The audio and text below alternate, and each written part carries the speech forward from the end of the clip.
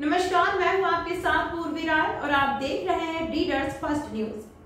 Bharatiya Janata party प्रदेश निर्देश पर 11 सितंबर 2022 को तमनार में कांग्रेस की वादाखिलाफी, बेरोजगारी, शराबबंदी, धान खरीदी, खाद की कमी, भू अधिग्रहण की मुआवजा, पर्यावरण प्रदूषण, सड़क दुर्दशा, अन्य वादाखिलाफी के विरोध में भाजपा मंडल तमनार व रोडोपाली के पदाधिकारी कार्यकर्ताओं की उपस्थिति में पूर्व मंत्री छत्तीसगढ़ शासन सत्यानंद राठिया के नेतृत्व में प्रेस वार्ता की गई।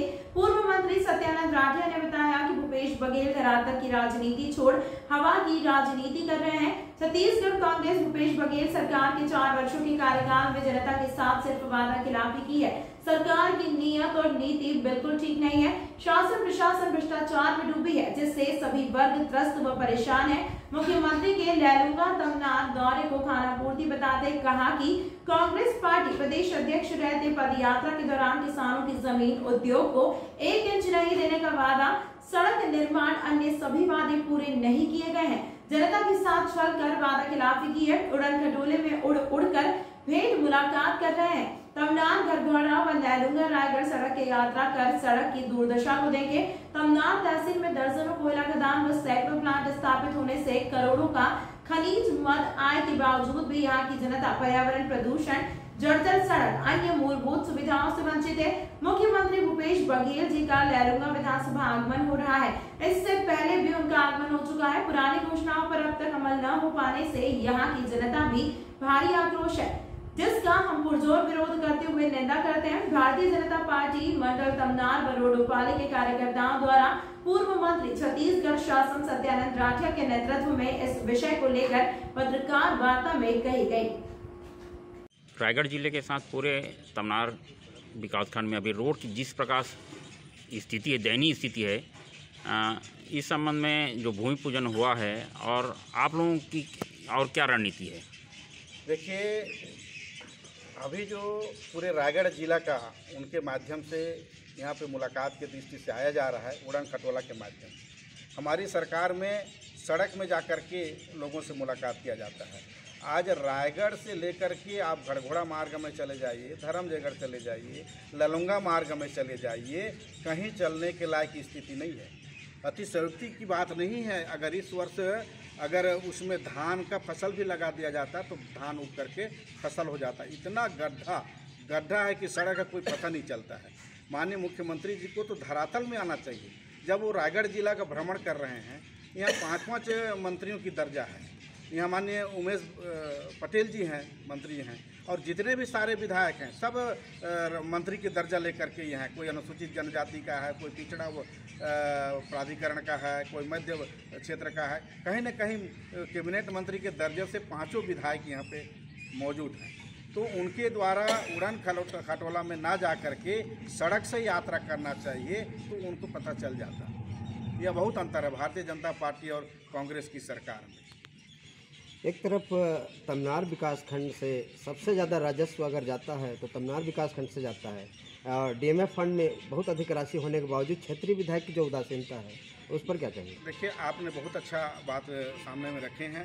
वास्तव में हमारा तमनार विकास का देखिए, यहाँ पे आपका जिंदल का माइंस है, आपका हिंडाल्को का माइंस है, अंबुजा का माइंस है, सारडा एनर्जी का माइंस है, एसीसीएल कस्टडी वाला माइंस है, और छत्तीसगढ़ गवर्नमेंट का सीएसएबी का खुद का माइंस है। यहाँ 6-7 माइंस यहाँ पे संचालित हो रहा है। 7 माइंस संचालित होने के बाद और सारे उद्योग तमनार विकासखंड के अंदर में, चाहे जिंदल प्रबंधन से लेकर के अगर उद्योगों की गणना करूँ तो सैकड़ों उद्योग। प्रदूषण हमारे क्षेत्र के लोग झेल रहे हैं, चाहे पर्यावरण की प्रदूषण हो, चाहे राखड़ के डैम की बात की प्रदूषण हो, सारे प्रदूषण हमारे तमनार विकासखंड के लोग झेल रहे हैं, रायगढ़ जिला के लोग झेल रहे हैं। और यहाँ के डीएमएफ फंड के पैसा को यहाँ के शासन और प्रशासन न जाने कहाँ पे कर रहे हैं। और आज उसी क्षेत्र में जहाँ शासक उद्योग लगे हुए हैं, माइंस स्थापित हैं, और बल्कि सारे उद्योग लगे हुए हैं, ऐसे क्षेत्र में आकर के वो न जाने क्या उद्देश्य यहाँ। बीजेपी विरोध करना चाहती, क्या कारण है विरोध का? देखिए, सबसे पहले तो मैं सभी पत्रकार बंधुओं को बहुत बहुत धन्यवाद देता हूं, और हमारे उपस्थित सभी भारतीय जनता पार्टी के विकासखंड तमनार रायगढ़ से उपस्थित सभी कार्यकर्ता बंधुओं यहाँ पे उपस्थित हैं। देखिए, माननीय मुख्यमंत्री आदरणीय भूपेश बघेल जी का विकासखंड तमनार और ललुंगा में आना हो रहा है। जब प्रदेश अध्यक्ष कांग्रेस के रूप में चुनाव से पहले यानी 4.5 साल पहले उनका आगमन विकासखंड तमनार में हुआ था। कई गांवों में उनका भ्रमण हुआ था, पैदल यात्रा कोसमपाली, कोंजेमुरा इत्यादि कई गांवों में हुआ था। और पैदल यात्रा के समय उन्होंने कसडोल, बड़गांव, भैंसगढ़ी मार्ग होते हुए भी गए थे।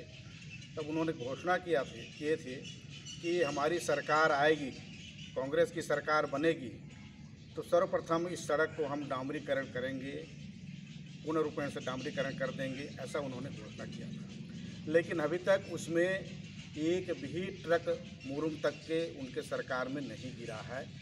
लगभग 4 साल होने वाला है सरकार आने के बाद। उसके बाद में उन्होंने 2 साल पूर्व पूंजी पथरा से लेकर के मेलूपारा तक के सड़क का भूमि पूजन कर चुके, घोषणा कर चुके हैं, जो कि अभी तक किसी प्रकार से काम में परिणत नहीं हुआ है। मेलूपारा से लेकर के तोलगे, कुंजरा होते हुए ललुंगा मार्ग बनता है, जो कि डामरीकरण पहले से हमारी सरकार में बन चुका है। उसको भी उनके द्वारा घोषणा किया जा चुका है। रायगढ़ में आकर के शिलान्यास भी कर चुके हैं, नारियल फोड़ चुके हैं कि यह सड़क को भी हम डामरीकरण बनाएंगे। ये भी लगभग 2 वर्ष हो चुका है उनके कार्य मुख्यमंत्री बनने के बाद में। ये सड़क भी अभी किसी प्रकार का क्रियान्वयन के रूप में नहीं आया है। तो जो आदरणीय मुख्यमंत्री जी यहाँ पे आ रहे हैं, तो पहले जो चुनाव के पहले कांग्रेस अध्यक्ष रहते हुए उन्होंने जो घोषणा किए थे और मुख्यमंत्री बनने के बाद जिन्होंने वादा किए हैं, अभी तक एक भी वादा को उनके द्वारा पूर्ण नहीं किया गया है।